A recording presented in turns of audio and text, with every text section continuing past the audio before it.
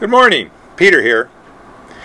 As I shared last week in my video devotional, I recently returned from sabbatical and I was able to journey on the Camino in Spain, that ancient pilgrimage route, and that was a wonderful experience.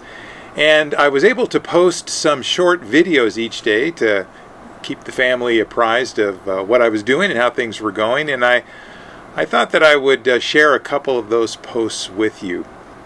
Today, the one I'd like to share simply has me reflecting in front of a church about some experiences on the Camino, and particularly one in which a young woman who was struggling with some significant grief opened up and shared her journey simply because we kind of held back and noticed she was walking alone and struck up a conversation. So maybe an opportunity for you to think today about someone you may encounter who has something significant to share and might be willing to do that if they were simply asked.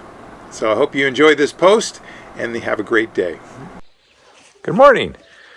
It's Sunday, our 6th day of Camino, and Brian and I have come to this church. We got a little off trail looking for a place to worship. Unfortunately, it's closed and they're not worshiping here today. We've seen that with a lot of churches along the way. They don't appear to have a worshiping community that allows them to be open on a regular basis, but they have posted and noticed that upon request they can open up for various worship experiences, and there are just so many churches and chapels along the way. It's really interesting and also a source of the Camino's history as being a place that was really purely populated or almost purely composed of folks on pilgrimage.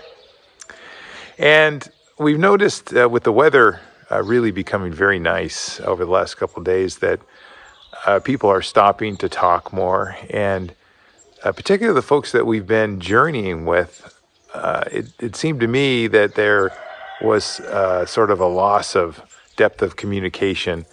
But last day that really changed, and I had some very significant conversations.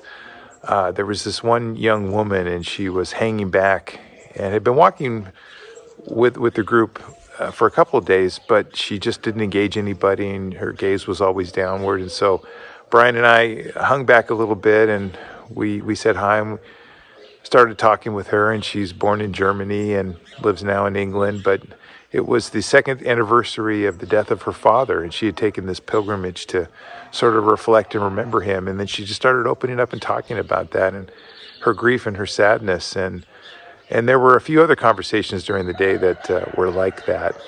And just a reminder that people do come on this to reflect, and for a whole variety of reasons, but they also really do look for opportunities to share with others who might be interested in their story. And maybe that's a little bit like life. I am noticing that my body is really feeling the effects of the Camino now. We're walking about 20 miles today, and knees hurt. I slipped on some shale a couple days ago and it kind of tweaked my knees, so I'm still feeling that. But there are just kind of aches and pains and blisters, and last night, I just couldn't find a position to get comfortable sleeping because everything just kind of has a little ache and pain to it. But you get up, you get going, and as you move, you feel good, and really looking forward to the hike today. So the spirit can really overcome whatever aches and pains come upon the pilgrim on the way.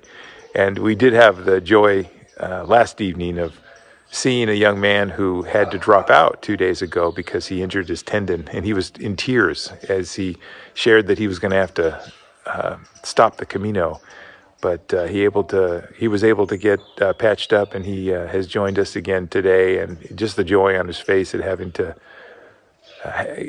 opportunity to start his Camino again was really encouraging. So until we post tomorrow, have a great day.